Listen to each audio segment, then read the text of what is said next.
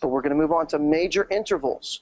I kind of feel like this is going to come pretty natural to most of you guys. Pun intended. Okay? Thank you for laughing. So, major intervals, which are also known as diatonic intervals. We've said that several times, right? Now, these are the second, third, sixth, and seventh scale degree. So if you look at the diagram bottom of page 26, now you've got all the perfects and all the majors there. Starts with the root as 1. The number 2 is called a major second. The third scale degree is a major third. Fourth and fifth are perfect. Sixth and seventh are majors. Eighth is octave. Does that make sense to everybody so far? I think it's pretty obvious as we're looking at the keyboard. Let's try to do the fretboard with just our brain. Okay? So in this, let's pretend we're going to work with the C major scale. And we're going to make the C major scale happen on the fretboard. If we're looking at the fretboard, I'm looking at the A string. 3 frets in is a C, right? So that's going to be the root. Now here's my question. Follow along. I'm trying to challenge you here. On the A string, if I play the 5th fret of the A string, what would I call the diatonic interval between the root of the scale and the 5th fret of the A string? It's much simpler than it sounds. I'm trying to ask the question very specifically. Majors, I'm looking for major second is the right word, Joe. So I'm going to ask the question again so you'll understand what I'm saying. If our key is in C, if our root is in C, is the note C, and we want to look at the 5th fret of the A string, we count it up. 5th fret of the A string is a D. And D, as it relates to C, is a major second. Now, again, staying in C, what's the relationship called between the root of the key of C and the open G string? Perfect fifth is the right answer, right? Because between C and G is a perfect fifth. Now, also, what's the 5th fret of D note name? G. So on the D string, the 5th fret is a G. What's the relationship between that note and the root? C.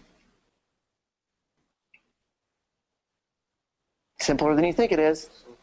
It's also a perfect fifth. See how I trick you there? You think it's more complicated.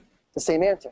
But you'll see you'll see guitar players all the time will take their finger position and play what would typically be a C in one position and go inward 2 frets and up 1 string between the C and the G like we just saw.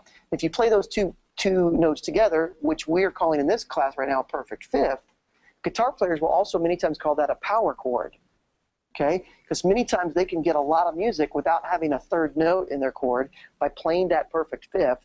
And it started with distortion. When distortion came in on guitars, because the perfect intervals have more harmonious overtones, the distortion sounded better. It's hard to get distorted guitars to sound good with non-perfect intervals. Okay? So they started calling that perfect fifth a power chord. Okay? Well, their fingers will typically take the shape of, like if you did a C and a G. So you'd have one finger on the C. And I'm specifically not going to the fretboard because I want you to imagine it for this one.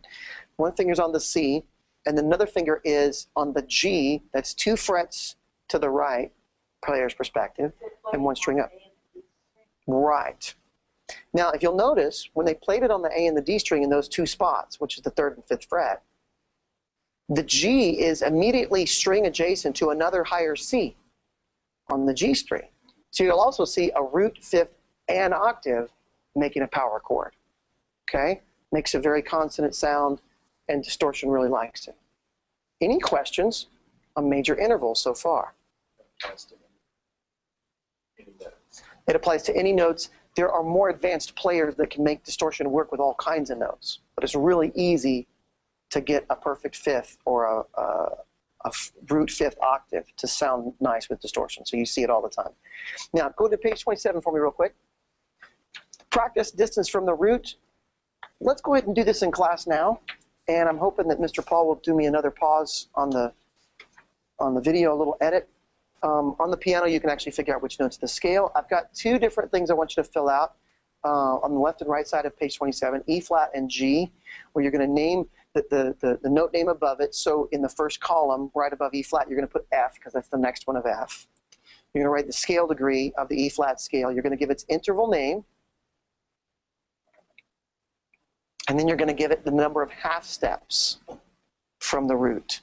So we're going to take about 2 minutes and let that happen, and you guys at home can press pause, fill that out, and hit play. Okay, so going over the two diagrams on page 27, I'm going to be talking about these diagrams from the bottom up, so you can check your work as I'm talking through them. So on the left side of the paper is E flat, and that row, E flat's the note name, the root number 1 is a scale degree, an interval name, and there's 0 half steps between the root and the bottom. Now the next row above that should read F, 2 for the second scale degree, major second, and 2 half steps above the root. The next row should be G, which is the third scale degree, which is called the major third, and is 4 half steps. The next row up should be an A flat, which is the fourth scale degree, which we call a perfect fourth, and is 6 half steps. Excuse me, 5 half steps. 5 half steps. Next row above that is B flat, which is the fifth scale degree. We call it a perfect fifth. It's 7 half steps. Next above that should be a C, which is the sixth scale degree. We call it a major sixth. Anybody know the number of half steps? 9's the right answer. Next row, now we're on the second row from the top. Next row should be D. The degree is 7. The interval name is major seventh. 11 half steps. Top row should say E flat, 8, octave, and 12 half steps, because we got 12 steps, half steps in an octave. Everybody with me so far? So we're going to flash up on the screen, or you might have to click a link to go to the diagram that shows the completed E flat. Go ahead and finish out the G, and then check your work with the completed diagram on the screen.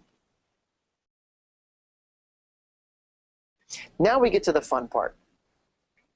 Because now we want to learn how to really identify and work with these intervals musically.